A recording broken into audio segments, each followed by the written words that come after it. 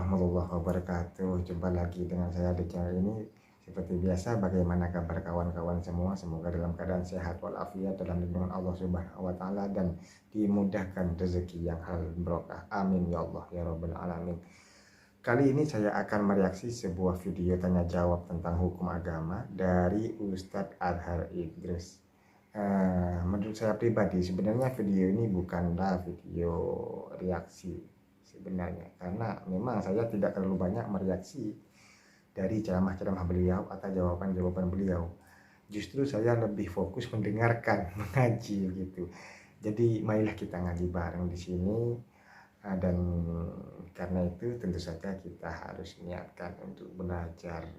Oke kawan, jangan lupa sebelum nonton videonya baca basmalah dulu, dan bagi teman-teman yang mau nonton video aslinya sudah saya sediakan linknya di deskripsi, silahkan ditonton.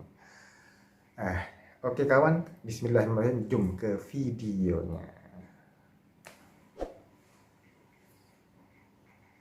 Soalan seterusnya, bagaimana hukum solat sunat sedang solat wajib yang ditinggalkan belum diganti? Jawabnya sah. Siapa semayang sunat sedangkan tak bayar solat fardu, semayangnya sah. Oh sah. Nah, siapa sah yang tak semayang puasa Ramadan, dia puasa sunat saja, puasanya sah. Faham lagi? Tapi tidak dinaikkan ke langit, tergantung. Kenapa? Kerana hutang tapi enggak dinaikkan ke langit. Nah, wajib dengan sunat, wajib dulu. Tapi sah. Ada yang ada sunat banyak, wajib tak ada, orang gila orang panggil. Orang gila. Nah, pakai kopiah sunat ke wajib? Sunat. Okey, kita pakai piah. Patu balut serban, sunat ke wajib? Sunat. Kita balut serban, kain daripada Turki beli. Piah ni macam kubah masjid. Tak pakai celak pula, sunat. Masuk celak. Kayu sugi sunat, pelak bagi sangkut di telinga, sunat. Minyak wangi sunat, ya sunat. Comel loteng, tapi tak kais luar. Angry Bird kotek-kotek, gila babi namanya. Bang, itulah orang yang semayang sunat, tak semayang fardu. Nah, bila kita hutang dengan Allah, dengan hutang dengan manusia, mana duduk? Dalam kitab Bukhari, fadainallah ahaqu ayyuqda. Hutang Allah wajib bayar dulu. Nampak? Jadi bukan kata tak sah. Benda sunat kemudian, benda yang wajib dulu. Nabi kata kalau kita hutang orang RM100, bila kita bayar berilah lebih. Lebih itu sunat. Kita pinjam dengan orang RM30, kita nak pergi bayar, belilah buah epar sekilo bagi hadiah ke dia. Atau buah limau. Yang limau itu sunat, sunnah Nabi. Yang RM100 itu modal wajib bayar. Tapi bayang orang hutang kita, dia tak bagi yang 100 tu, dia bagi limau je. Faham lagi? Nampak tak? Memang kita terajang dia. Nanti duit aku dah bayar, W5 saja. Allah begitulah. Aku suruh fardu tak buat. Semayang tajuk buat pecah dari. Soalan seterusnya, apakah hukum melintasi di depan seorang yang sedang solat? Pokoknya harus. Boleh, tak ada masalah. Dengan boleh. RZ pun boleh, lintas depan. Yang tak boleh jika dia ada sutrah. Dia ada satrah, dia ada apa ni sutrah, ada apa? Ada halangan. Ada sejadah, ada dinding, ada barang depan, semayang dekat tiang, semayang ikut garisan, tak boleh lintas. Lebih kurang 3 hasta. 3 hasta manusia lah, bukan hasta Doraemon. Satrah itu penghalang. Lebih kurang macam tu. Jadi kalau dia ambil sejadah, dia letak lagu tu, pak, dia berdiri atas ni, dia panggil orang itu sudah bersutrah. Kita lintas atas sejadah sengaja, haram. Nabi kata kalau orang tu tahu dosanya banyak mana, kalau melintas, dia sanggup tunggu di situ 40 masa. Masa tu ada ulama terjemah 40 tahun. Wah, sanggup tak lintas 40 tahun, tak apa. Nampak? Kita boleh ada lintas. Jangan lintas. Walaupun yang semayang itu belum balik, kanak-kanak. Yang boleh lintas di depan orang yang tidak sah semayang. Contoh, anak yang belum memayis. Semayang pakai pamper. Tak, dia tiru mak dia semayang. Jadi tidak ada kehormatan, larangan lintas di depan. Orang yang sah semayang walaupun baru sekolah tadika, haram lintas. Dan bila orang nak lintas, kita tahan tangan. Nabi suruh, tahan. Bila kita jalan ada orang tahan tangan, berhenti. Orang semayang. Faham lagi? Ni jangan orang hollow, kita pun Allah maksudnya. Balik awal dia panggil. Tak boleh kira bodoh. Hmm. Apakah hukum bagi ibu yang sedang bersolat, anaknya duduk atas jadah dan anaknya bernajis? Bila kita nak semayang, wajib bersih dari najis pada 3 tempat. Pertama, pada pakaian. Kedua, pada tubuh badan. Ketiga, pada tempat kita rokok, sujud dan turun. Kalau ada najis tempat yang tak sentuh dengan kita, tak ada masalah. Contoh, ini sejadah. Kita semayang sini, ini sejadah. Depan ni anak kita kencing atas sejadah. Tak ada masalah. Jangan sujud atas kencing. Nah, sujud kita tak kena tempat kecil, tangan kita masa sujud tak kena tempat najis, tak ada masalah. Cuma ulama sebut dalam kitab-kitab fiqh, bila ada najis di atas jadah, sunat kita beranjak ke kanan atau ke kiri atau ke belakang biar jauh dari najis. Oh, ya. Soalan seterusnya, meskipun dia enggak kena kita gitu. Sunat apakah hukum menjauh. kanak-kanak najis sentuh ayah yang sedang berwuduk? Adakah batal wuduk tersebut? Ayah ada wuduk, anak dia bernajis, pegang ayah, tak batal. Sebab tu bila orang mengajar, tok guru mengajar, syekh mengajar, dengar baik-baik. Sebaik-baik pelajaran, sekali dengar sampai mati ingat. Itu sebaik-baik orang yang mendengar. Kalau tak mampu itu tak paling apa, susah dah. sekali dengar sampai mati. Nah, ni kita dah dengar, hari ni dengar bab sifat 20, hangguk. Esok cerita hadis lupa sifat 20. Itu kita. Itu je berubah bulu kening. Tahu aja Ustaz. Jadi yang batalkan wuduk 4 perkara saja. Yang pertama, keluar sesuatu daripada kepala depan atau belakang. Yang kedua, sentuh perempuan yang sah nikah tanpa berlapik yang pada kulit. Yang ketiga, hilang akal dengan sebab tidur atau pitam. Yang keempat, pegang kemaluan. Dengar baik-baik, 4 ni je batal wuduk. Jadi yang lain tak payah tanya. Faham? Jadi tak perlu tanya. Pak lain, yang lain ni batal tak Ustaz? Tak payah tanya lah, tak batal lah. Pak ni je batal. Contoh kalau kata pegang kemaluan batal. Nabi kata man masat zakarahu fal yatawadda. Barang siapa yang pegang kemaluannya maka batal wuduk. Faham? Jadi yang lain tak payah tanya. Kalau orang bodoh dia tanya, kalau pegang lutut Ustaz? La ilaha illallah. Pegang kemaluan saja. Nah, jadi ulama tak payah sebut lah yang tak batal. Sebut yang batal. Kerana yang batal tu sikit, 4 perkara aja. Kalau nak tulis yang tak batal, jadi beribu-ribu jilid lah kitab. Dia kata dan bermula yang batal itu pegang kemaluan. Maka tiada batal pegang paha, tiada batal pegang lutut, tiada batal pegang betis, dan tiada batal pegang buku lali, tiada batal pegang dahi, tiada batal pegang hidung, tiada batal pegang skru, tiada batal pegang lori, tiada batal pegang kereta api. Bersambung minggu depan. Faham lagi? Jadi apa yang batal sudah kita orang cerdik kan, bukan orang bengong. Lain pada 4 ni tak batal. Ada pula pegang anak berdaji batal. Batal apa pula pegang anak? Nah, 4 perkara ni je batal. Nah, mau pegang najis pun tak batal. Jatuh dalam najis tak batal. Dia jalan. Alu berlebong jatuh dalam lubang najis. Faham lagi? Habis tarik seluruh badan. Tak batal. 4 tadi je batal.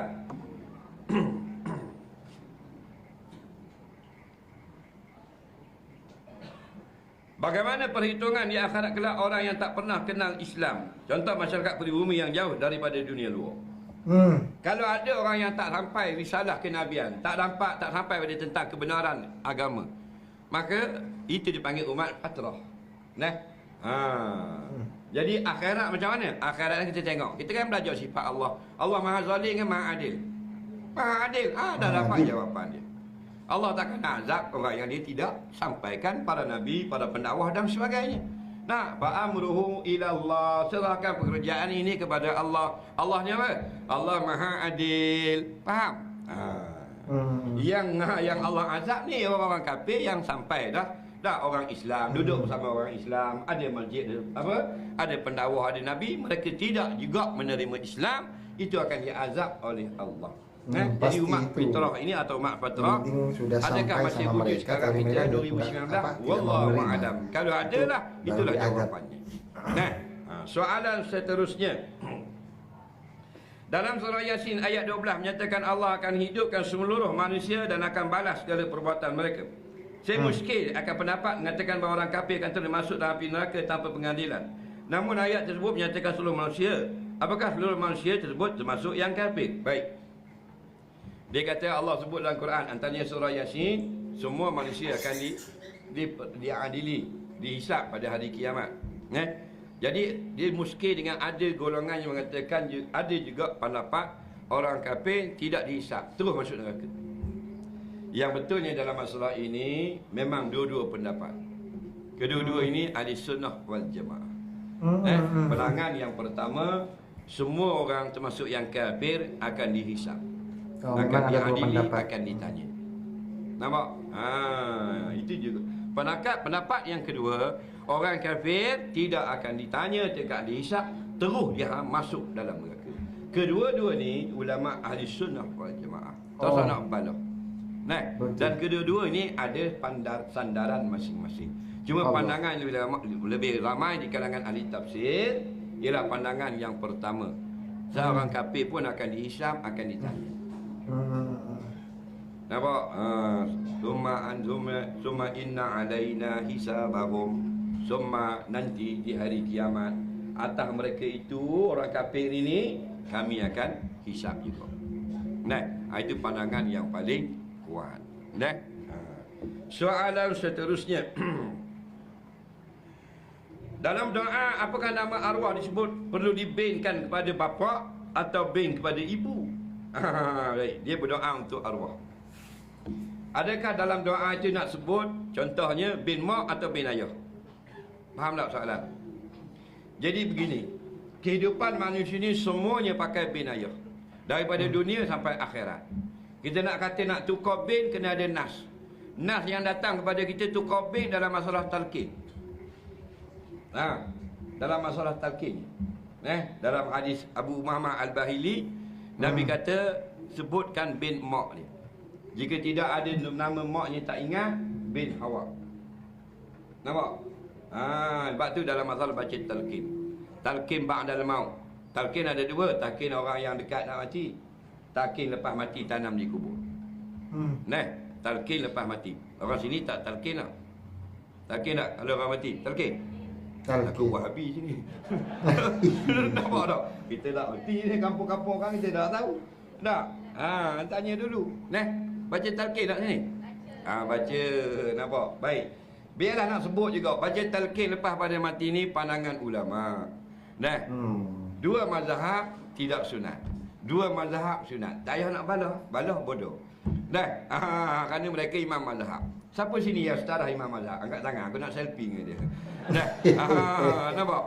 Pandangan mazhab Maliki paling ramai lah. Bukan walaupun mereka ada khilaf. Pandangan mazhab Hanafi paling ramainya tidak sunat baca talqin. Tapi Hambali dan Syafi'i wa yusanu talqinu ba'da dafni. Lepas disunatkan lepas pada tanah baca talqin. Okey? Baik.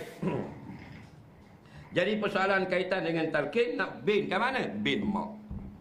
Masih baca talqin kerana hadisnya bin mak. Lain pada itu kita beranak bin ayah. Nak masuk sekolah bin ayah, masuk tadika bin ayah, nak masuk tahfiz bin ayah. Nak menikah bin ayah, nikah seorang lagi bin ayah juga. Nak bercerai pakai bin ayah. Nak jabat kamu nak tengok bin, binti, semua ayah tu.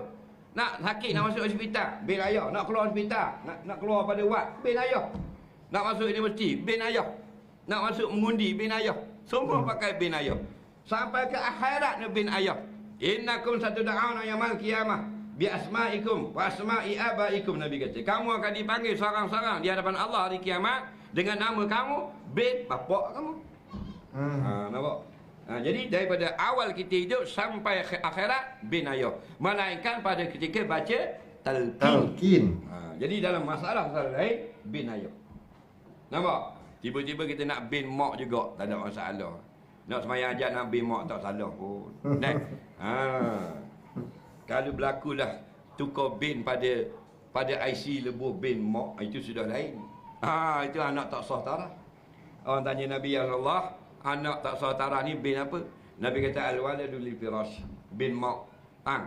Takut jadi masalah lain. Soalan seterusnya, apa hukum gambar tak ada janggut, letak janggut? Jawabnya al-muru bimaqasidiha. Pekerjaan perbuatan kita tengok maksud. Yang pertama, pekerjaan itu mesti benda yang baik, yang harus, yang tidak haram. Barulah bergantung pada maksud. Kalau benda haram tak ada kait dengan kaedah tu. Faham? Dia tu jangan bergurau dengan suami dia. Suami dia tak ada janggut, dia buat letak janggut. Faham tak? Hukumnya harus. Nah, itu bukan mengubah, itu gambar je. Gambar ulama kias dengan cermin saja. Nah. Atau disuruh suami dia ni supaya simpan janggut. Tengok, comel abang kalau ada janggut. Dia pakai application. Dia ni kan application kan pak bukuh dah kau. Orang bukan kata janggut, orang ada rambut jadi kepala botak. Tak. Jadi dibukukan untuk sukakan hati anak-anak dan hukumnya harus. Tapi bila kita tujuan nak menganiaya orang, tujuan kita mengaibkan orang, haram. Nah, tujuan nak menandingi ciptaan Allah, memang sepakat ulama haram. Nah, sebab dulu susah orang perempuan, dia nak make up, nak comel dan sebagainya, lambat tau. Kawan saya, bini dia, kalau nak pergi jalan-jalan mana-mana, 2 jam. Ni dia ke apa? 2 jam. Daripada mandi sampai siap make up, 2 jam. Allah. Mana kalau nak makan kenduri pukul 12, pukul 10 kena masuk bilik air. Angkat dan dalam bilik air. Pasal pukul 12 baru siap. Lama ni cat muka. Muka ada besar piring ni, 2 jam. Orang masuk lori 3 biji siap 2 jam. Ni masalah. Perempuan ni memang masalah juga. Tapi bukan hak mari ni lah, hak geng-geng Kuala Pilah. Solat duduk, ada pendapat kata selagi boleh berjalan ke mana-mana, tak boleh solat duduk atas kerusi. Mesti solat duduk yang boleh kita sujud. Betul ke? Sebab duduk atas kerusi, sebab lutut tak boleh bengkok, sakit belakang dan sebagainya. Baik. Ada orang kata siapa yang boleh berjalan, tak boleh semayang duduk. Perkataan itu salah. Oh, salah itu. Kerana masalah semayang bukan berjalan. Mana ada hukum orang semayang berjalan? Semayang ni berjalan ke berdiri? Dah? Salah dah. Awal tu salah dah. Waktu kalau bodoh duduk diam. Nah, Nabi kata salli qaimah, semayang berdiri. Dia kata kalau boleh berjalan tak boleh semayang berdiri. Lah, apa pula berjalan berdiri? Qiyah tu dah rosak dah. Yang betul cakap gini, siapa boleh berdiri tak boleh semayang duduk. Baru betul. Sebab dia boleh berdiri. Nah, bila boleh berdiri mana boleh duduk? Berdiri itu rukun. Ni siapa boleh berjalan wajib semayang berdiri. Lah. Ada dah orang yang berjalan tak semua boleh berdiri. Betul. Kebanyakan orang boleh berjalan, boleh berdiri. Tapi ada orang-orang uzur, orang tua, dia hanya boleh berjalan. Diri tak boleh. Bila nak berhenti, cari pagar. Tak ada pagar, no. Jalan boleh. Nampak lagi? Jadi jangan pandai-pandai nak cakap lepas lagu tu, ikut suka mu keluar hukum. Nah, kena jaga. Tak boleh berdiri. Fa illam tastatih faqaida. Kalau tak boleh berdiri, baru duduk. Okey, bukan siapa tak boleh berjalan. Bukan, tak boleh berdiri. Nah, bila kemampuan kita hilang satu, maka kena buat satu. Saya malas nak ulas dah berdiri-berdiri bayang duduk ni. Gila nasihat kita, tok guru, ustaz-ustaz tu jangan syadik sangat. Pasal orang semayang duduk ni orang sihat ke orang sakit? Orang sakit. Bila orang sakit, jangan kias dengan hukum orang sihat. Tu syarat-syarat kita fiqh tu, syarat berdiri, syarat rokok, syarat tunduk, syarat apa? Syarat orang sihat. Faham lagi? Syarat orang sakit banyak longgar, al-masyaqqata jadi mutasir. Bila orang kesusahan, dia jadi ringan. Al-umur idza daqa, kita risalah Imam Syafi'i. Al-umur idza daqa ittasa'at. Perkara-perkara dalam agama bila terkepit maka dilonggarkan. Diluaskan qadar-qadar patut. Jadi setengah-setengah ustaz kita teruk sangat dia hentam orang sembahyang tak kursi. Tak sah lah, tak sah lah, tak sah. Dia sihat, sedap, gamak lah. Cuba hentam belakang tak tu bagi sakit belakang, suruh dia sembahyang pula. Faham lagi? Jadi jangan syadik, jangan melampau untuk orang sakit. Orang sakit pula begini kaedahnya. Kita sembahyang rukunnya 13 rukun. Kaedahnya senang saja, 13 rukun. Al-maisur la yaskutu bil ma'sur. Benda yang boleh buat tidak digugurkan kalau ada satu benda yang tak boleh buat. Maknanya kalau 13 rukun, satu rukun kita tak boleh buat, wajib kena buat 12. Itu ya kaedah. Mana 12 campur 1 tetap 13. 2 rukun tak mampu buat, wajib kena buat 11. Biar 2 campur 11, 13. 3 rukun tak mampu buat, gugur, maka wajib kena buat 10. Biar yang tak boleh dengan boleh campur, mesti jawapan total sentiasa 13. Fahamlah tu. Soalan seterusnya. Apa kau bawa motor ramai-ramai, buat baju bising-bising dan sebagainya? Ada bawa kekasih pula dalam konvoi itu. Ini anak-anak muda sekarang. Anak-anak zaman dia sekarang. kaedah kita ni Islam ni la darara wala dirar. Tak boleh mudarat, sama ada diri sendiri, orang lain, kawan-kawan, orang awam dan sebagainya. Jadi kalau bising saja, bukan kata geng motor, orang biasa pun tak boleh. Orang tak ada motor tak boleh. Bukan kata bising dengan azah, bising dengan selawat haram. Orang tengah tidur, pukul 2 pagi, dia pergi rumah dia. Allahu Akbar. Tak boleh tidur kan. Pokoknya haram ulama fatwa. Nampak? Haram. Itu baru selawat. Ini dengan apa? Dengan azah motor dia sekali. Wong lalu dalam kapur orang. Haram. Apalagi Memudaratkan orang. Orang tidur. Anak jenis ayung buah 2 jam baru boleh lena. Dia lalu pak tu bangun menangis anak orang. Dia peduli apa? Faham? Jenis orang ni jenis kalau kata anak bagi dak erti bahasa. Nah, dak erti tua dah bodoh. Nak bising boleh tempat tak ada orang. Dia pergi ramai-ramai kat bukit tu dia pun press. Bom. Kera tengok. Bodoh. Nampak? Tu okey. Kalau tuang punya motor tu, anak dia tidur, kita pergi press pula motor kat rumah ni. Dia marah tak? Ni golongan tak beriman. La yu'minu ahadukum hatta yuhibba li akhihi ma yuhibbu li nafsi. Tidak sempurna iman seseorang.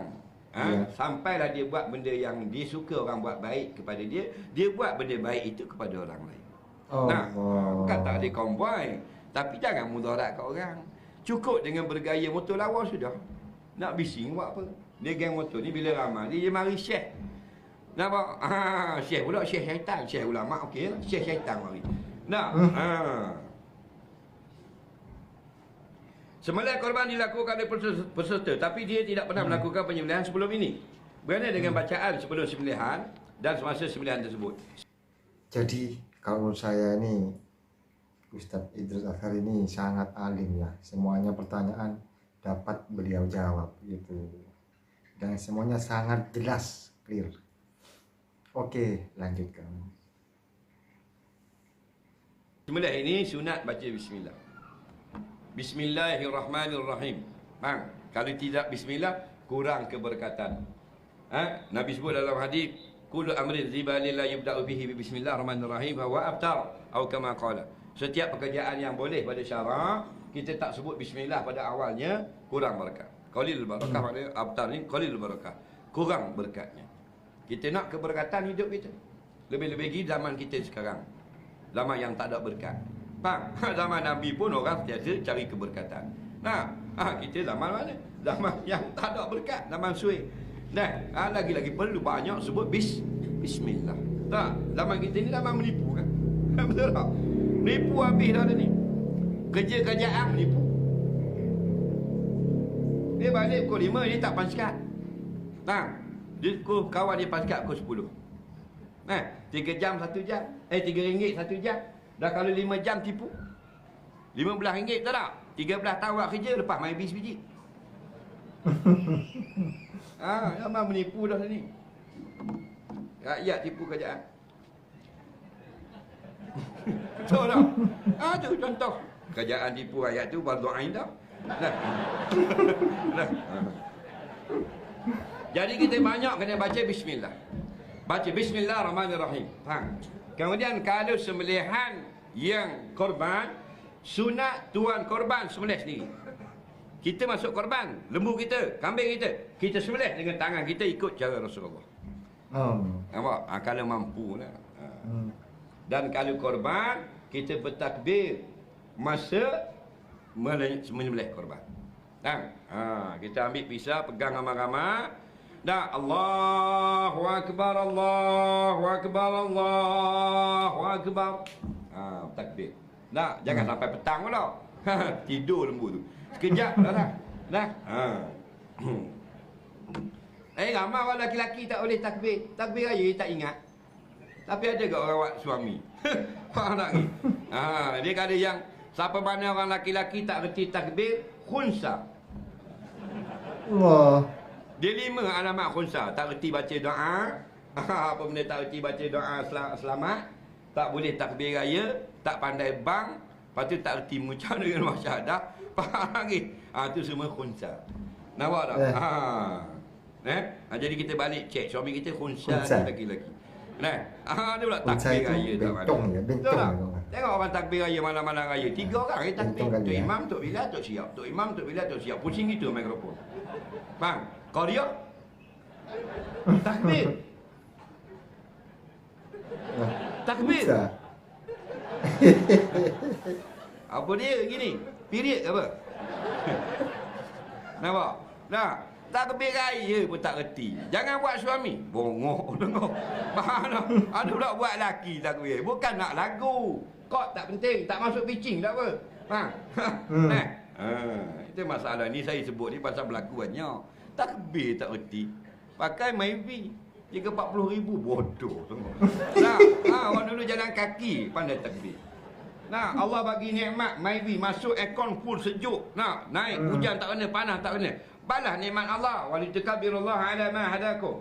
Dahlah kamu bertakbir kerana Allah beri banyak hidayah kepada kamu. Tak reti takbir. Nah, soalan seterusnya.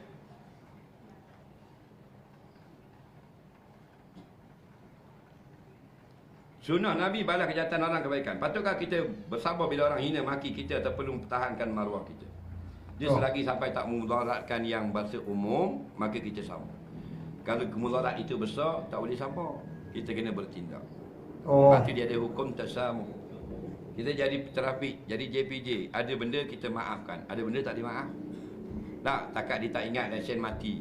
Tak, minggu lepas dah lesen mati ni. Tak payah saman. Benda tu biasa berlaku. Lepaskan dia. Nah, ni memang tak ada lesen, belum tengah jalan. Itu baru kita saman. Nah, habis tu jugalah kehidupan kita yang lain. Kalau takat orang maki kita katalah bodoh lah apalah, kita tak salah layan. Nah, tapi kalau maki Nabi tak boleh. Kita ikut jarak pesing sahabat. Kerana ni kekasih Allah. Tak, kita tidak ada pertimbangan. Tengok tepat. Kalau orang nafsu saja, tak payah kita pedulikan. Betul tak? Orang kata kita bab nafsu saja, tak rugi apa-apa pun. Nah, kita banyak bersabar. Tak? Tapi kalau sampai hina Islam, sampai jatuh agama kita, jatuh maruah agama, fitnah akan tersebar, itu tak boleh berdiam diri. Wajib berjihad. Soalan seterusnya. Wajib bertindak. Apa kau kalau tak kahwin? Bukan tak nak, jodoh tak ada. Pernah bertunang, putus. Cari sendiri, orang recommend, tak menjadi juga. Baik. Dia kata dulu bertunang, putus. Jadi apa hukum dia tak mau kahwin? Dengar baik-baik, hukum kahwin ni bukan wajib. Nah, tengah ulama kata sunat, tengah ulama kata harus. Jadi 5 hukum: wajib kahwin, sunat kahwin, haram kahwin, makruh kahwin, harus kahwin. Bila sunat kahwin, kita ada kemampuan untuk memberi nafkah dan kita ada cita-cita rasa nak kahwin. Itu sunat. Nah, bila haram kahwin, kalau aku kahwin nanti aku akan aniaya perempuan ini. Haram kahwin. Bila wajib kahwin, lembu pun nampak macam awet. Itu wajib kahwin. Faham lagi? Nah, kemudian dia nak ayat nak khabar sekali lagi. Bila dah putus tunang, nak kahwin dengan orang lain. Islam ini agama mudah. Ad-dinu yusrun, agama mudah. Yang payah kita ni, Islam mudah. Zaman Nabi, orang laki-laki dia kata, ya Rasulullah, saya berkenan dengan perempuan Madinah seorang. Dia kata, ya khabar ke dia? Senang. Ya khabar. Islam tu mudah. Nah, jadi kalau nak kahwin senang sangat. Perempuan macam mana mu nak? Itu persoalan. Nah, sebab mu kata nak ada orang tunjuk, ada orang komen, tak jadi juga. Mu masalah mu sebenarnya. Perempuan macam mana mu nak? Oh, saya suka yang pandai menyanyi, Ustaz. Pergi kat karaoke. Tunggu bawah tu, betul tak? Tunggu. Saya suka yang pergi masjid lah. Nak pergi kuliah ceramah, pergi majlis ilmu, faham? Oh, tunggu belakang tu ni ramai. Islam cara dia tu. Mu nak mana seorang? Mu tunggu kat pagar tu. Jadi dia keluar, Assalamualaikum, Waalaikumsalam. Saya orang Seremban. Saya tengok saudari ni 3 kali dah. Suka datang majlis ilmu, jadi saya ingin mengambil saudari sebagai isteri saya. Dan kalau setuju, ibu bapa saya akan datang merisik, meminang seperti mana adat biasa kita orang Melayu. Kalau ada jodoh, dia kata, insya-Allah. Nah, esok dia akan miss call. Nampak? Kalau nasib tak baik, dia akan jawab, minta maaf, saya sebenarnya sudah bertunang dengan ustaz janggut tu lah. Yang lagi tu. Mudah tak? Mudah. Islam cukup mudah. Tahu tak? Takkan kita berterus terang orang nak marah kita. Nak, kita jujur. Nah, siapa jujur, Allah tolong. Tapi mu tak mau kahwin juga, peduli aku tak ada masalah. Duduk lah mu situ. Nak, tapi tak ada. Tak ada. Zuriat tak bagus. Orang yang tak ada zuriat kahwin pun disuruh ambil anak angkat dan sebagainya. Nak. Kerana Nabi nak kita ramai anak. Jadi kahwin. Kalau boleh biar banyak anak. Siapa yang kahwin tak dapat anak banyak, kahwin lagi yang anak banyak. Nampak? Kerana Nabi kata, ini muka bikum umam yaumul qiyamah. Aku bangga menjadi Nabi paling ramai umat di hari kiamat nanti. Nah. Soalan seterusnya. Kakak sulung simpan dendam pada mak. Sampai umur 50 tahun masih dendam pada mak. Sekarang hidupnya punah anak, cerai berat dan sebagainya. Itulah masalahnya. Dia gini, Allah bagi kita dua dalam dunia ini, ibu dan bapa.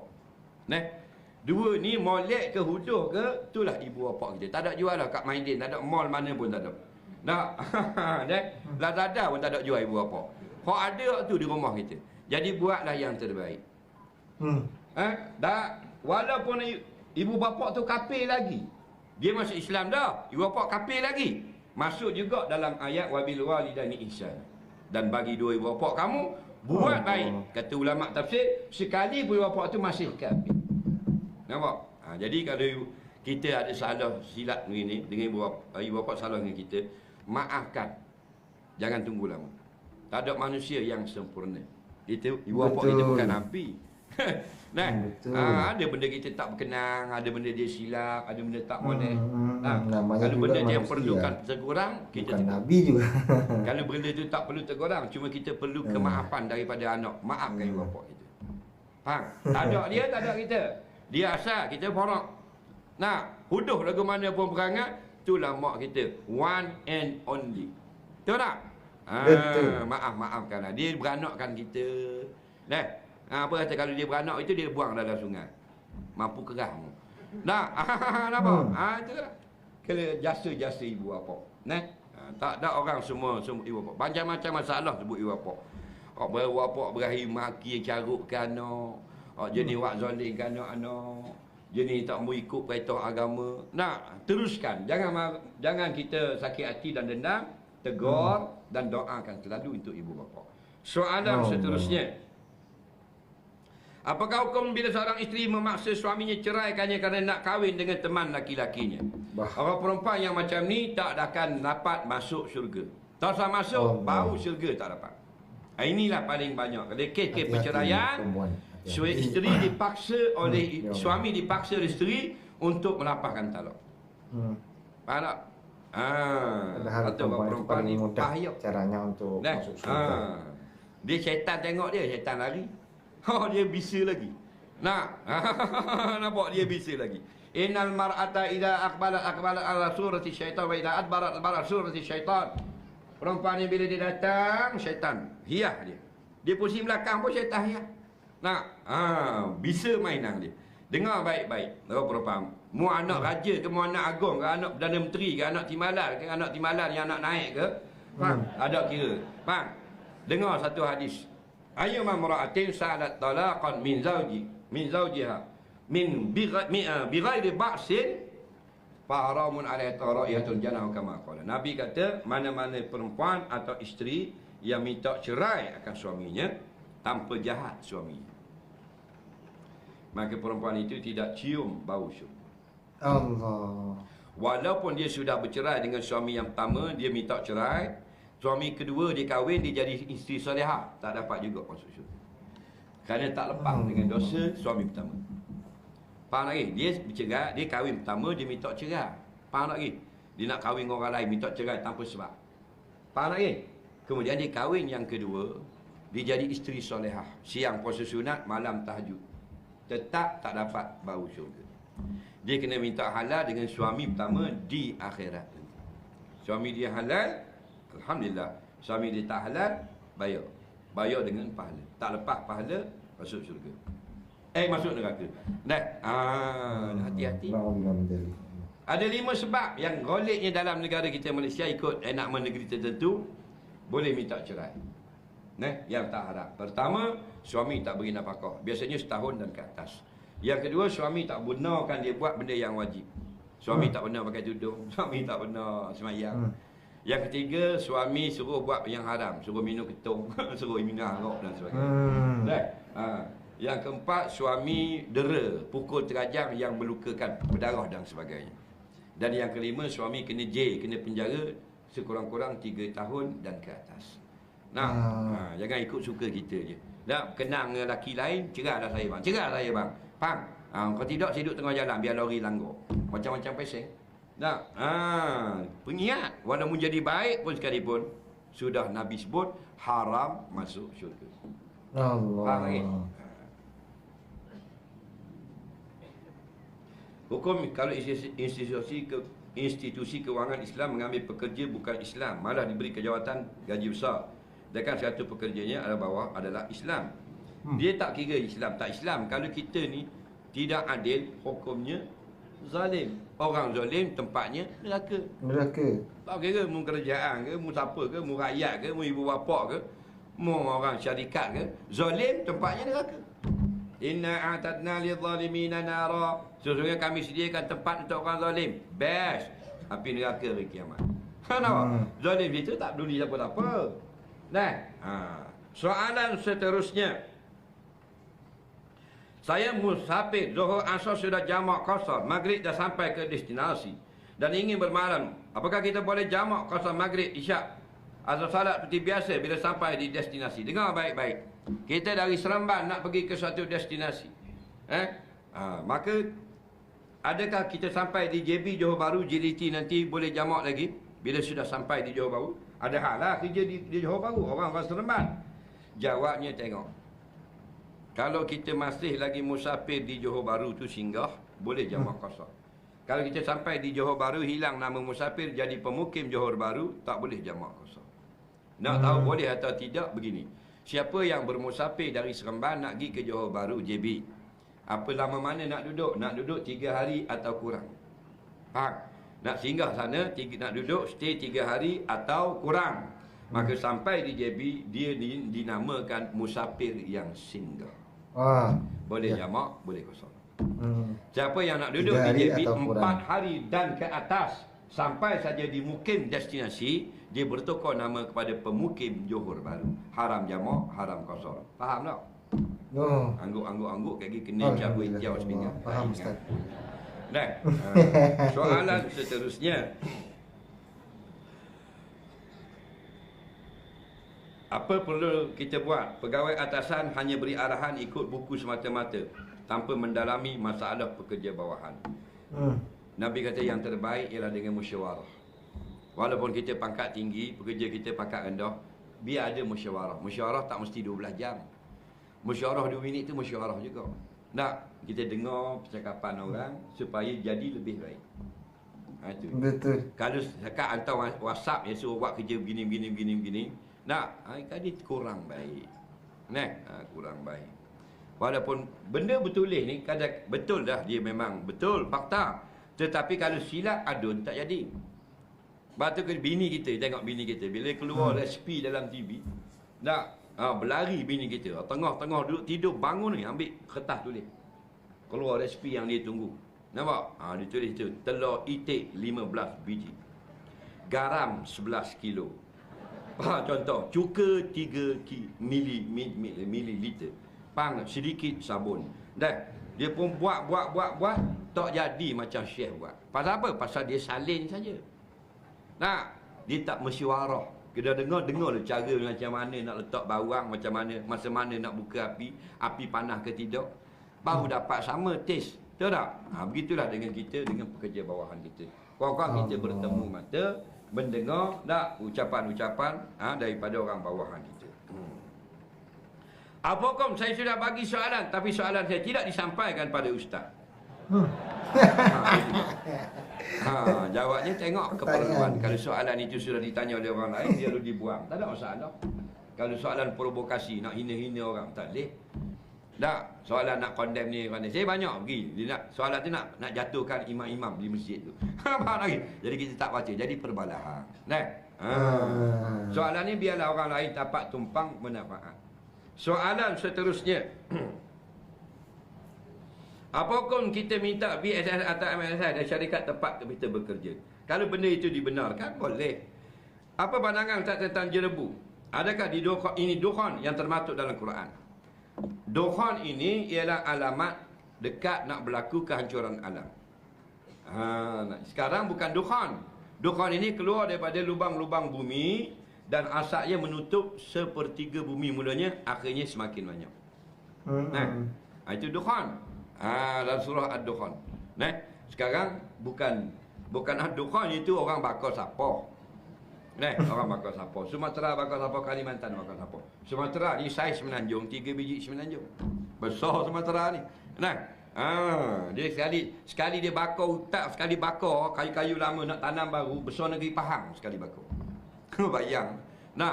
Itu asap. Jadi itu bukan dukhan, itu jerebu. Jangan kita pandai-pandai nak agak-agak ikut suka hati kita. Dia tertib kiamat dia ada. Keluar Imam Mahdi, kemudian Dajjal, kemudian Nabi Isa alaihissalam, kemudian dukhan dan sebagainya. Itu jerebu. Bukan jelebu, jelebu lain. Jerebu. Waktu syarikat untung 300 juta, bonus kami dapat 3 bulan. Tapi sekarang untung 1 bilion, kami hanya dapat 2 bulan suku saja. Jadi macam mana? Adakah ini sifat orang munafik? Makin kaya makin kedekut. Dia nak marah kat company dia lah. Company dia bagi bonus ikut suka company lah. Yang wajib bagi bukan bonus, iaitu gaji. Bonus itu ikut atas mana? Atas majikan itu sendiri. Betul tak? Jadi majikan nak untung lebih, bagi sikit boleh. Untung lebih, bagi banyak, afdal. Dia untung lebih, dia pun bagi bonus. Itulah dipanggil sedekah yang dianjurkan oleh Rasulullah. Dia untung tak sedekah, bagi kedekut saja. Tapi dia tak berdosa. Cuma gaya-gaya orang sekut ni tak comel. Tak comel. Kita boykot barangan bukan Islam, tapi kita beli dengan Shopee, Lazada dan sebagainya. Maksud boykot ialah kita dulukan makanan orang Islam. Boykot ni bukan baru ni. Dulu kan orang Islam ni lama. Jadi bila tidak keperluan itu tidak ada dengan orang Islam, kita beli dengan orang bukan Islam. Bukan semua benda. Kalau boleh kita dulukan. Dalam masjid pun ada dengan orang Islam boleh, ada dengan orang Islam tak boleh. Bukan semua benda tak boleh. Faham lagi? Dia biar tujuan buat sesuatu biar manfaat itu kembali kepada orang Islam tu lebih baik. Jadi kita dulukan produk orang Islam, itu sama dipanggil ruhama ubainahum. Kasih sayang sesama beriman. Itu termasuk. Dalam masjid, orang kafir yang pasang mozaik boleh. Orang kafir pasang kipas boleh. Bukan semua tak boleh. Lepas tu kita kena belajar. Bukan semua tak boleh. Ada benda boleh, ada benda tak boleh. Tak kata kita dengan orang kafir bukan Islam. Kita dengan bini kita bukan semua boleh. Ada benda boleh, ada benda tak boleh. Dia nak jemuk isteri dia masa period, boleh tak? Tak boleh. Dia kata tapi akad nikah dah. Tak boleh, wadah dah. Period. Faham? Hukumnya bukan semua boleh. Sedap kan mau akad nikah semua boleh.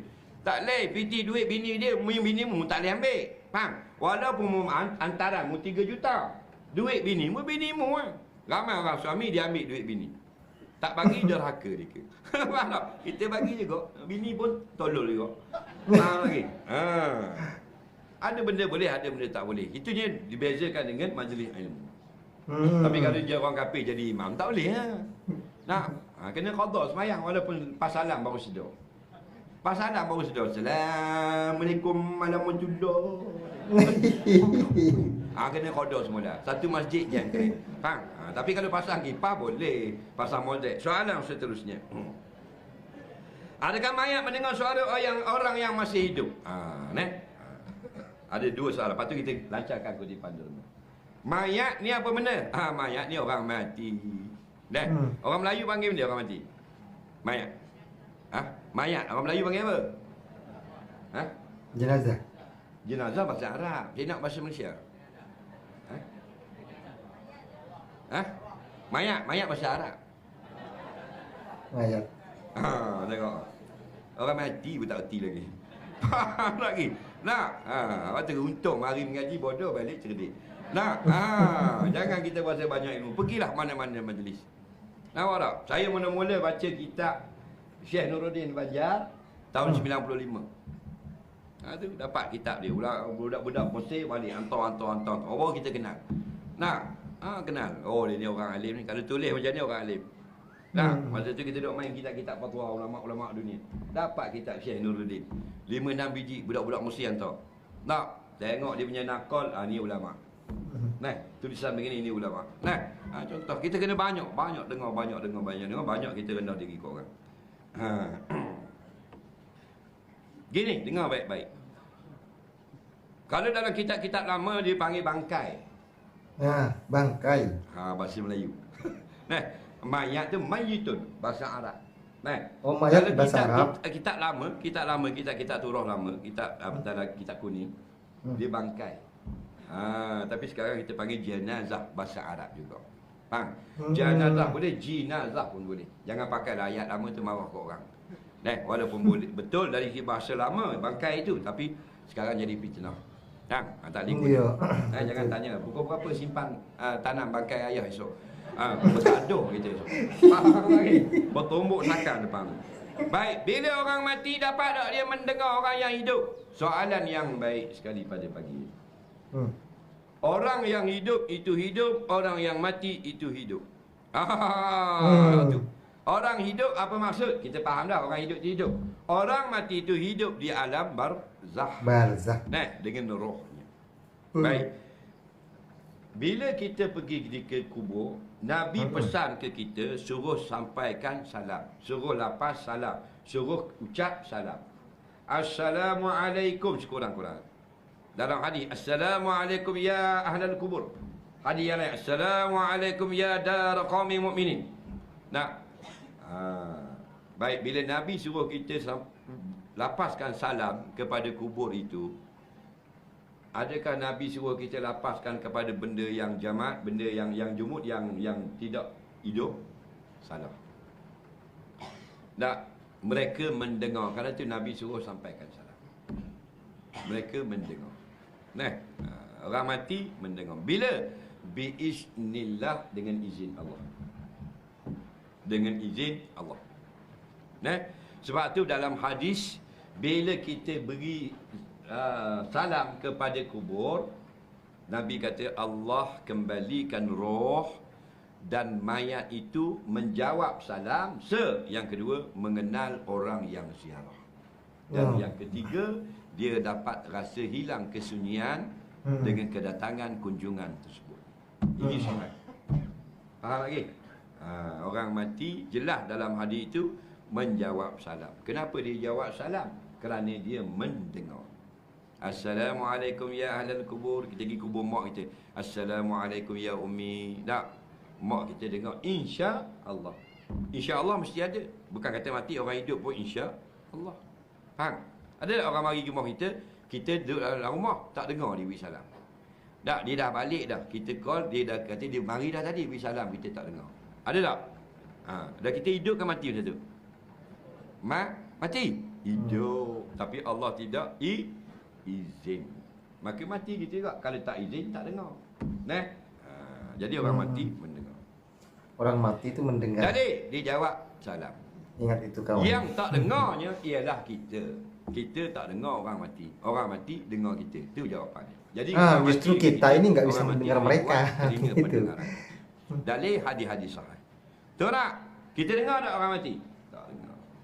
Kalau dengar, balik awal. Ada hadis lain Nabi kata bila dipikul jenazah dibawa ke kubur. Kalau jenazah orang yang baik-baik, dia akan berkata segerakan. Kalau jenazah orang jahat-jahat, dia kata kenapa kamu kemana membawa aku pergi? Binasalah aku, celaka aku pada hari ini.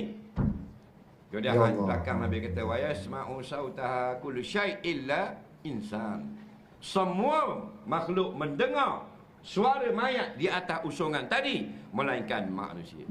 Manusia ini sebenarnya sangat lemah pendengaran. Faham? Jadi kenapa Allah tak beri kita dengar mayat jawab salam kita? Kerana Allah ni sifat rahmah, kasih sayang. Kita beri salam, mayat dengar. Mayat jawab salam, kita tak dengar. Kenapa kita tak dengar? Kalau kita dengar, jadi dua mayat. Faham lagi? Mayat jawab Waalaikumsalam. Lama tak mari kubur ayah. Dua mayat jadi. Faham? Lalu habis mati. Zarah meninggal. Soalan seterusnya. Bila kau bermula iddah kematian seorang isteri, seorang suami, bukan ditanam masa matinya, hari matinya. 4 bulan 10 hari. Ya tarabbas nabi anfusihina arba'ata ashhurin wa asyra. Perempuan yang mati suami. Betul tak? Ni sayang tak suami di rumah? Sayang tak sayang pun kalau sampai masa suami mati dulu. Yang baiknya isteri mati dulu. Nah, ada orang perempuan ni, kenapa ustaz molek suami isteri mati dulu? Faham lagi? Jawabnya sebab bila suami yang mati dulu, isteri kurang elok pergi ke kubur. Faham? Boleh tapi tak boleh banyak-banyak kali. Sekali-sekali. Faham? Tapi kalau isteri mati, suami boleh pergi hari-hari. Betul tak? Pergi ke kubur isterinya dengan isteri baru. Ada juga tu. Jadi bermula daripada matinya itu, itulah eddahnya. Jadi eddah awak semua 130 hari. Bulan Islam 29 atau 30, tapi dalam eddah dikira dengan 30. Jadi 30 kali 4 bulan berapa? 120 campur 10, 130. Bila habis eddah? Hari ke 131. Faham? Hari 130 belum lagi. Last rock dia panggil. Faham lagi? 131 kahwinlah perempuan. Tahu tak? Walaupun menangis, berlinang air mata keluar ingus macam belon, itu bulan pertama saja. Kebanyakan perempuan yang masa mati, masa memang menangis-nangis sungguh. Kita kenal lah. Tapi selepas habis eddah mereka kahwin lain. Faham lagi? Orang perempuan ni. Kalau dia kata kalau abang mati saya tak akan kahwin dah. Dengar boleh, percaya jangan. Dengar boleh, jangan percaya. Betul ini. Betul tak? Orang lelaki itulah perempuan tidak pernah setia. Betul tak? Kita setuju? Tak pernah setia perempuan. Orang lelaki-lelaki yang bagus. Orang lelaki-lelaki lah yang bagus. Bukan kata mati, tak mati lagi kahwin lain dah. Sebelum kita sambung lagi, soalan seterusnya kita lancarkan. Kutipan sumbangan derma yang sumbangan tuan-tuan pada pagi ini, kita rayu, kita pohon untuk kita gunakan dana bagi tujuan pembangunan Madrasah Tafiq Az-Zain. Semua pelajar madrasah kini menetap di rumah sewa yang dijadikan asrama sementara dekat madrasah kita. Kita pihak pengurusan madrasah merancang untuk membangunkan sebuah bangunan 3 tingkat yang lengkap, asrama, ruang pengajian, kemudahan dan lain.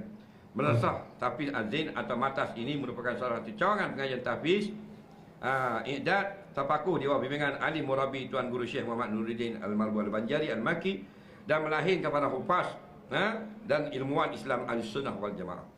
Madrasah ini menyediakan kelab pengajian secara percuma terbuka pada orang ramai, juga pada hampir setiap hari bermula 9:30 malam. Beberapa orang asatidah tempatan diketuai oleh Pada Ustaz Khusyari dan bin Hamdan Arantawi. Segala bentuk sumbangan boleh diserahkan pada pelajar, petugas yang pakai beg yang punya logo madrasah yang tertera seperti kita tunjuk di hadapan ini. Jika ada berhajat untuk menyampaikan sumbangan lain pada RM1 dan sebagainya, boleh terus berjumpa dengan pihak Rustia, pihak AJK dan seumpamanya. Kami ucapkan jazakumullah kasiran buat semua yang sudi menyumbang. Semoga menjadi asbab meraih redha dan rahmat Allah Ta'ala. Dipermudahkan kiranya, dimurahkan rezeki yang halal dan barakah oleh Allah bagi Tuan yang bermurah hati pada pagi ini. Amin ya rabbal alamin. Sila bertukar sekarang untuk memungut derma. Alhamdulillah sudah kita dengarkan bersama tanya jawab dari beliau Ustadz Azhar Idrus, dan ini adalah ilmu yang sebenarnya sangat kita butuhkan ini. Ini soalan-soalan dari teman-teman ini sangat berkualitas menurut saya, dan tentu saja jawabannya juga berkualitas sekali karena yang menjawab ini adalah Ustadz Azhar Idrus. Beliau adalah seorang ulama yang sangat alim, dan ya dalam setiap ceramahnya atau jawaban beliau itu selalu ada atau diselingi dengan lawakan-lawakan sehingga bagi audien atau pendengar itu tidak membosankan. Dan alhamdulillah bagi saya sendiri dalam video ini, setelah saya menonton, begitu banyak ilmu yang saya dapatkan, seperti halnya kalau misalkan kita meninggalkan sholat yang fardu kemudian kita sholat sunnah, itu ternyata sah. Ini saya baru tahu begitu. Cuma meskipun sah, dia tidak naik ke langit, itu artinya tidak diterima begitu kawan. Dan masih banyak lagi tentunya ilmu-ilmu yang lain yang tentu saja tidak mungkin saya ingat semua karena saya memang seperti yang Ustaz bilang tadi pelupa gitu ya. Orang yang hebat kata beliau itu tadi adalah orang yang sekali belajar ingat seumur hidup, sedangkan kalau saya pribadi ya saya belajar sekarang 20 kemudian lupa semua. Itulah kawan kelemahannya. Oke kawan, bagi teman-teman yang ingat silahkan sebutkan di kolom komentar. Oke kawan, terima kasih sudah menonton video ini sampai selesai. Insya Allah semoga ada umur panjang. Saya akan mereaksi video-video ceramah dari ulama-ulama kita yang lain, yang tentunya Ahlus Sunnah wal Jamaah. Semoga kita bisa mengaji bersama, bisa memetik ilmu lebih banyak lagi dari beliau-beliau, dan tentunya dengan harapan bisa mengamalkannya dan menyampaikan ke seluruh alam. Amin ya rabbal alamin. Oke kawan, jika ada salah dan khilaf itu murni dari saya. Akhirul kalam, assalamualaikum warahmatullahi wabarakatuh.